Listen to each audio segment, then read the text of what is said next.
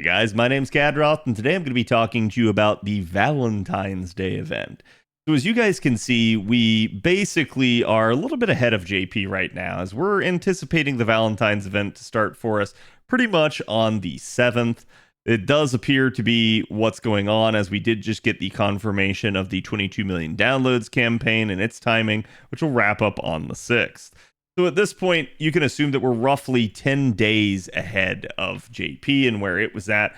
I do expect that's probably going to shift even more out of whack, as again, we kind of just already started the year at an accelerated schedule. Most of you guys should have been done with 7.2 by now, but if you haven't, I would definitely tell you to try and get it done sooner rather than later. Though admittedly, you don't necessarily have to have it done until really something like the actual Deer Call 1 launch later on in, like, I want to say around April. So at that point, that's when you'll get your storm pods. You won't want to miss out on any of those. So as long as you get 7.2 done before that point, you should be fine. But again, we're going to be going into the Valentine's Day event. That's what this video is going to be about. As you guys can see, we basically have another 3-week-long event. Don't pay attention to the date stated here because this was for JP. And again, like I said, we're about 10 days ahead of that.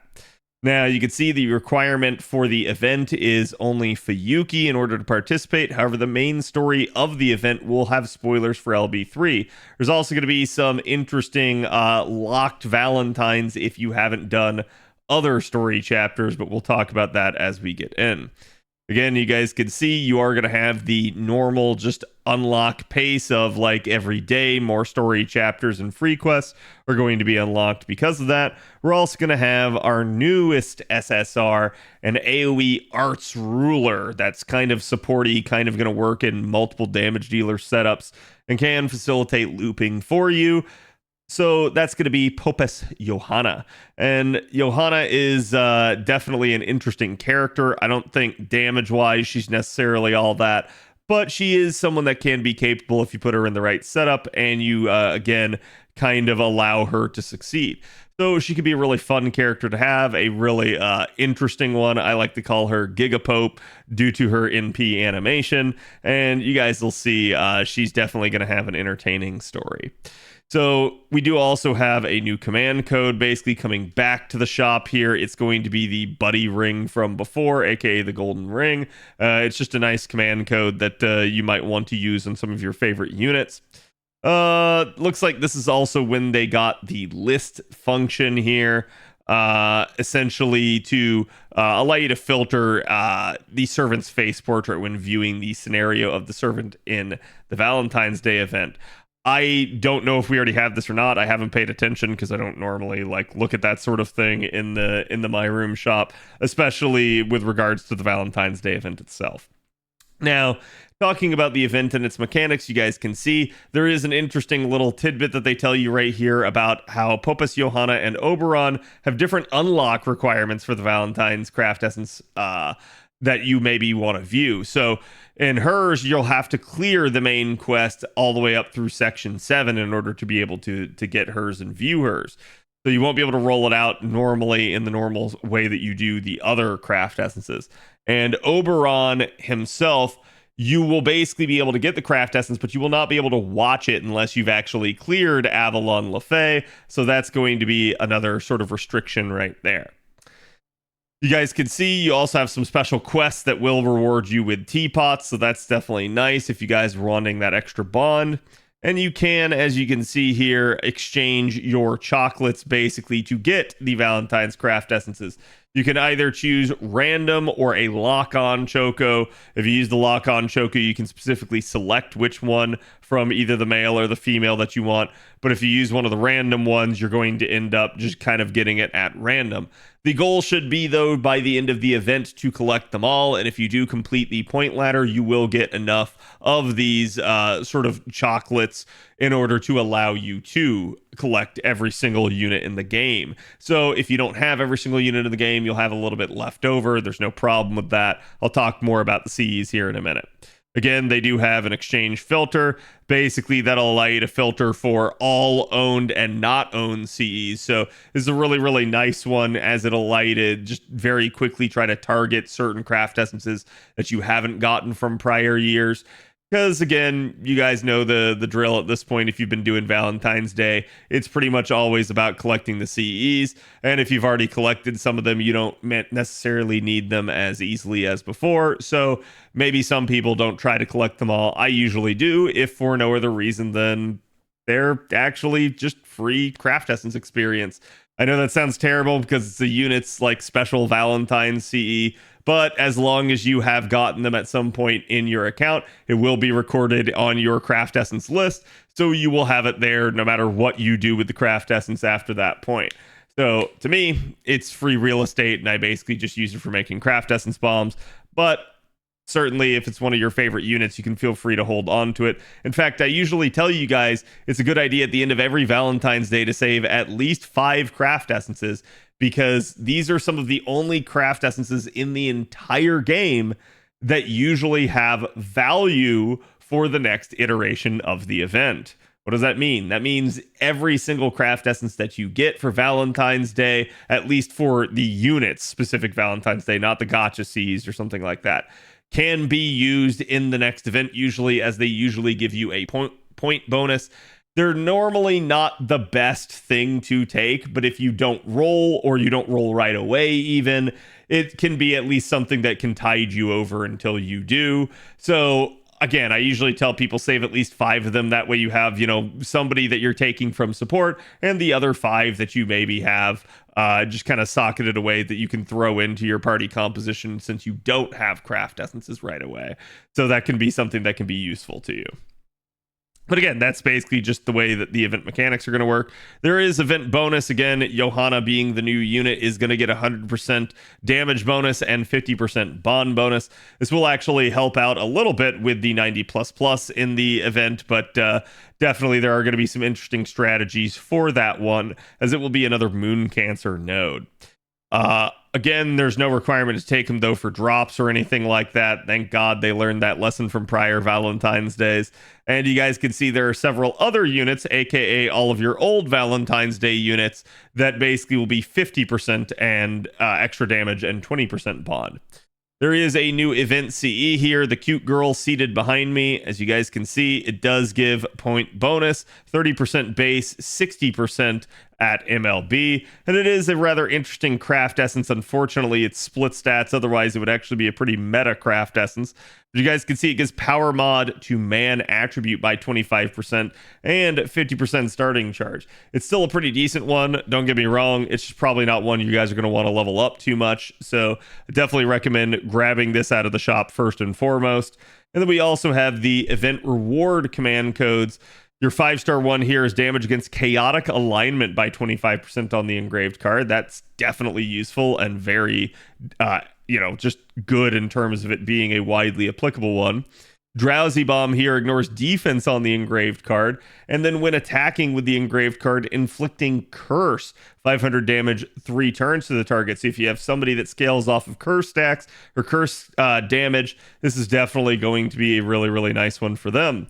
And Holy Paper Bag here, when attacking with the engraved card, remove 1 attack up buff from the target, as well as increasing the critical damage by 5% of the engraved card. So really, each one of these command codes actually pretty useful and pretty nice to have. Your actual banners here, again, we have Popes Johanna. However, there are other serpents on Raid Up, and you guys can see there are a ton. We talked about this during the banner review video, so if you want my initial thoughts on each one of these, you guys can go check that out. I also do have, I believe, a video out on Johanna. If not, I will make one, so don't worry about that. But essentially, this is going to be the way that Valentine's Day kind of normally works. That is to say, if you've ever rolled any of these banners before, understand that while they do each have their own separate raid ups in terms of SSRs, there's going to be a ton of banners flying around.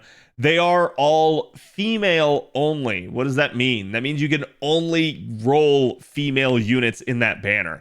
So it's interesting from the standpoint of, while you can still get spooked, you cannot get spooked by a male. The only exceptions to that are going to be the sort of in-between units like Enkidu, for instance, where they can appear on either the Valentine's Day banners or the Chaldea Boys banners that come later. So there is that, but otherwise, again, yeah, it's all females in that regard. So this is definitely a time that a lot of people like to roll. It just depends on whether or not you're missing some of these units or you've been kind of pining for them for a while. And there is the other interesting one here denoting that Nido Altar will have another raid up at this point. So there is that to look forward to.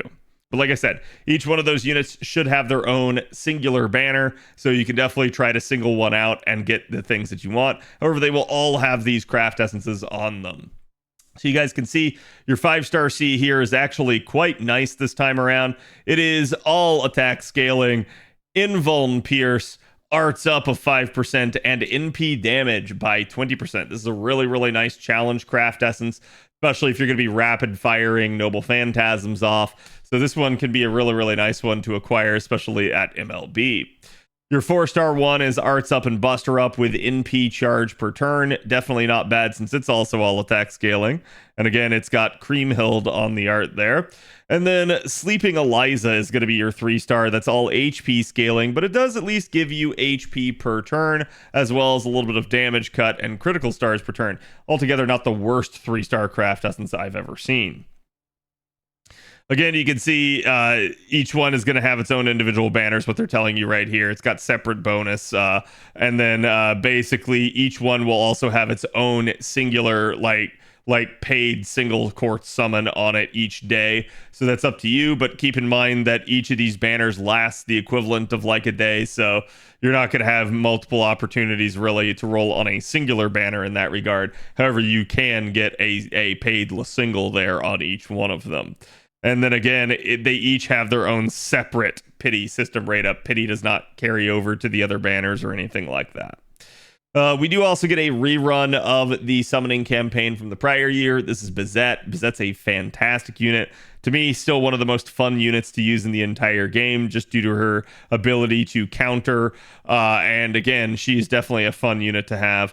But we do have other units here as well. Basically, all of your old Valentine's Day units coming in, particularly to denote there, Umu Bride is actually pretty nice in terms of her being a pseudo support, so she's definitely a decent one to pick up. But all of these units I think are at least pretty much in a decent state, with maybe the exception of Semiramis, and she's not unusable. It's just she just desperately needs a buff. But some of these units in particular have really, really strong capabilities.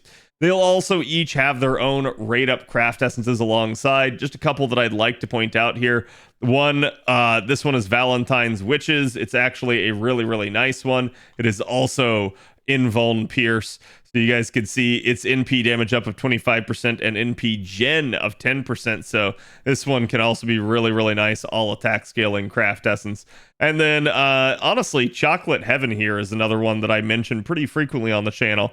It's somewhat rare and difficult to get, but it is also all attack scaling. And it can be a decent alternative if a quick unit is very close to being able to start from 0% charge, but can't quite do it due to refund. This one can help you out quite a bit, as you get 20% NP gen and 15% quick up on top of the NP damage. So this one's definitely another nice craft essence there. But really, there's a lot of good ones, including Qdorn Jet here and some others in here that could be of value to you. So definitely recommend checking each one of them out. But yes, I do think these can be good banners for you to roll. Just keep in mind, we do have other banners coming up later in the year. We've got Chaldea Boys next on the roster, and we basically are going to end up having pretty quickly here a jump towards the arcade collab. So keep in mind, that's going to be Tiamat, Draco coming. So just be careful with how you're handling your summoning plans. Taking a look at the event shop, you guys can see there are 4 sort of shops here. We've got Lovey Dovey Coin. This one's going to be your gold material. Again, 2 copies of the craft essence are going to be here. Crystallized Lures, Scarabs, the LB5 Fruit of Longevity there, the Black Beast Grease, the Lanterns, and then some gold statues, which again, I'm going to remind you guys, you do have the class score system coming soon. So I will be putting out a video on that, talking about like everything that you guys are going to need and kind of maybe some strategies and tips and tricks for you guys. But yeah, this is definitely a good time maybe to start like stockpiling on some of those statues to help you out, especially if you're a little bit low on some of them. And then we also have the gold foes here. Don't buy the command code remover. They are never worth. So just save yourself a little bit of currency in that regard. Looking at your lovey-dovey pendant, this is going to be your silver material. You get one more copy of the craft essence, so that is 3 so far. And then you basically get another crystallized lore, Lanugos, serpent jewels, night metals, and then your 6.5 swords from Trom there. So definitely a material that a lot of people probably need quite a bit of still. So that's definitely going to be one that you can help stock up on. And then your silver statues, which exact same deal pretty much as the gold. You're still going to need these for class scores. So I do recommend at least trying to get what you can of these. One more copy of the gold foe for attack. Don't buy the command code remover. And then as we get to the bronze over here, we get a 4th copy of the craft essence, the divine spherical vein orbs there, the fangs, the proof of the heroes, the chains, and then one more gold HP foe, your normal 3-star foes, your 5, 4, and 3-star embers. I'm going to say if you skimp on any of them, skip on the 3-star embers. However, buying them could be nice because you can burn them for basically the equivalent here of 100 extra mana prisms. If you're low on mana prisms, that can be a thing. And you will see there is this miscellaneous shop that will be available to you at the end of the event that will allow you to exchange any leftover chocolates that you have for essentially QP. It's not a great exchange. I don't necessarily recommend like doing this, but if you've gotten all the chocolate craft essences that you can for Valentines and you just have some left over, just go ahead and exchange it and get the QP out of it. All right, taking a look at the point rewards here. You guys can see the totals go all the way up to 3 million. Looking at what is actually afforded to you in the ladder. Basically, we have at least a ton of QP, mana prisms, some ascension materials, some, again, apples and such. So definitely some nice stuff here in the early ranks. And then as we progress on, pretty much the exact same thing, only now we get command code keys, and we also get our 3-star command code right here, as well as a summoning ticket at 150k there. Moving on even further into the next bracket, we get yet another summoning ticket, more of the same, the 4-star command code right there, and command code keys. And then moving on in the 500k bracket, we basically have even more of the same with the 5-star CE or command code, as well as the summoning tickets and stuff. You're also going to get your first crystallized lore right here at the 900k mark. Looking at the 900k onward mark, you're going to see even more. You start actually getting some gold foes here. Again, more summoning tickets, things like eggs. So your essential materials are starting to get a little bit better. And then basically for the final stretch, you're going to see even more gold foes.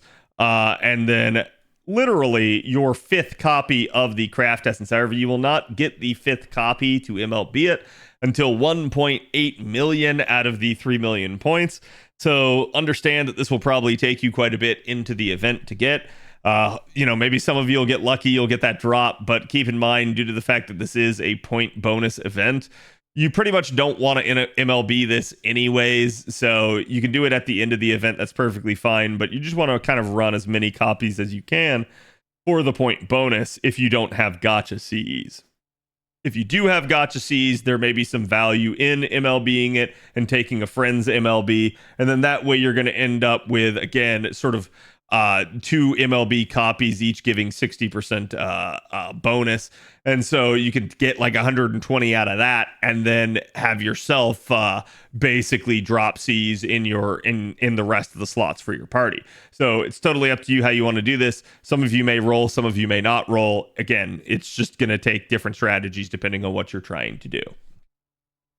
Again, moving forward, you guys can see I actually didn't mention this, but literally every single one of these rungs of the ladder here, basically every couple of steps, you end up getting more of those chocolates. So that's going to be what allows you to actually exchange for the chocolate craft essences. So you definitely got some nice stuff.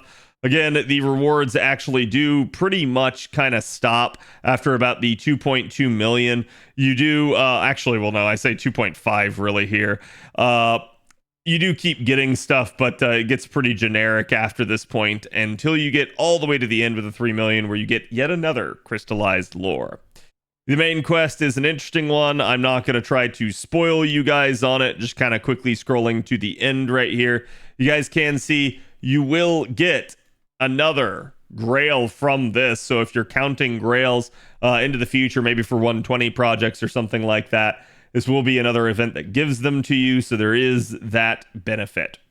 You will have a couple of free quests, and I'm just going to kind of quickly scroll right on down to look at the end nodes, because those are going to be the ones that really matter for you guys.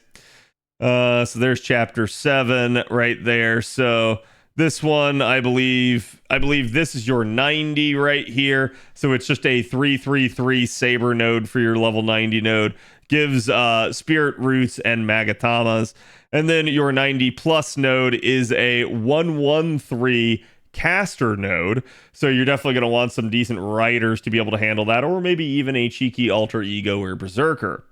And this one's going to drop meteor shards as well as cerebral spinal fluid. It also drops all materials and all points, so definitely nice in that regard. And then your 90 plus plus node, which is a 2-2 berserker node. Sorry, 2-2 berserker and moon cancer node. So you're going to have a 1 million HP BB in this node. It's definitely going to be a little bit of a hairy instance. Actually, no, sorry, it's not BB. It's Janako for this one. It was BB in the other moon cancer node.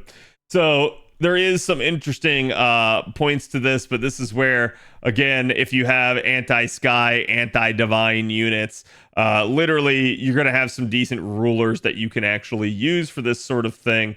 So again, obviously someone like Pope Johanna can work, or again, any of the other ones, including, you could definitely end up trying to get away with like Luvi and stuff like that. Keep in mind, damage bonus is your friend. Trying to make use of that'll be good. If not, try to exploit the niches. I'm trying to remember what's her face, the welfare ruler chat, whose name is currently escaping me.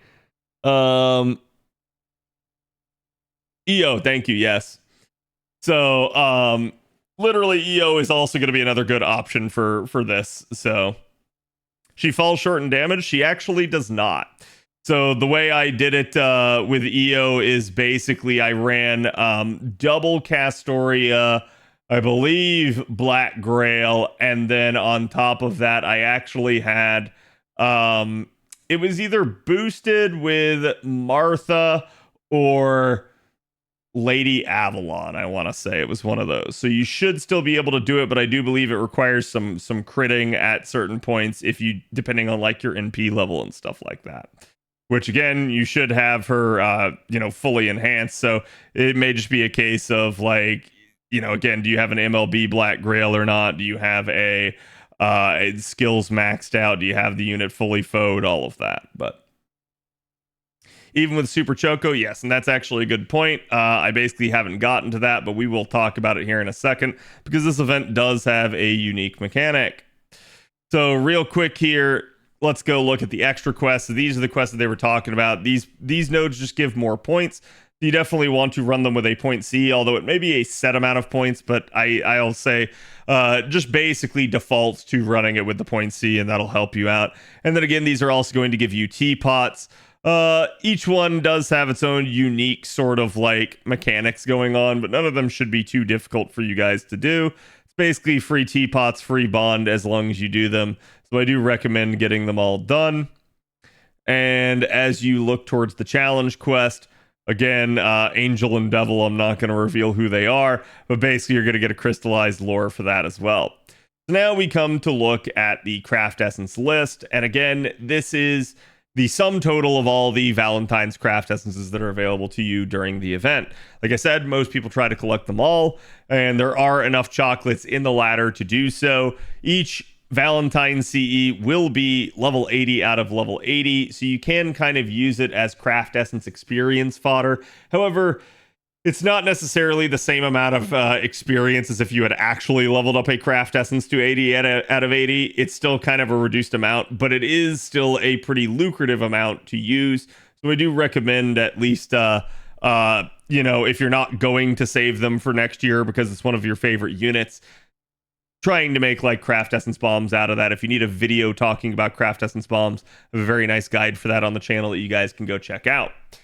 So again, that's just going to be how you can efficiently make CE bombs and basically how you can get the most out of these craft essences. However, as you guys can see, there is this line right here. It says you can alternatively use the chocolate or return gift instead of the normal lock-on chocolate, basically, to redeem a Valentine's C of your choice, with the targeted servant obtaining an extra exclusive passive skill. So that is to say, you're going to get one of each for males and females that you can give this passive skill to. It will grant you Blessing of the Saint EX. And what that does, that charges your own NP gauge to max at the start of battle based on NP level. And then it will also increase the bond points that you gain by 50 on that unit. So yes, you can choose to use this strategically for something like the 90++ node, or again, you could just put it on your favorite unit. It's up to you. I usually just put it on my favorite and just run the nodes with the favorite. But again, it's your prerogative for how you want to do that sort of thing. But again, it is a very, very nice little extra benefit to you, especially for like farming the nodes. If you want to think about it from the gameplay sense and not from the putting it on your favorite unit sense, then gameplay wise, it makes sense to use it on a unit that can probably do most of the nodes. So you're looking at some sort of like Omni Looper or Berserker or something like that that can basically get a lot of mileage for you. You guys can see there are some other ones that cannot be attained from the event shop. And in certain cases, you need to clear Avalon Lefay in order to receive Oberons, and you need to clear the Valentines main quest Act 7 in order to get Johanna's. So basically all the same stuff that we read before. And it looks like this is a list basically that they've been maintaining. So I'm not going to bother to go through every single unit and their craft essences with you guys. Just again, as we've mentioned before, try to collect them all. It's free experience, and they do have a lot of really, really nice cutscenes and stuff. So I do recommend at least giving them a watch if you haven't before.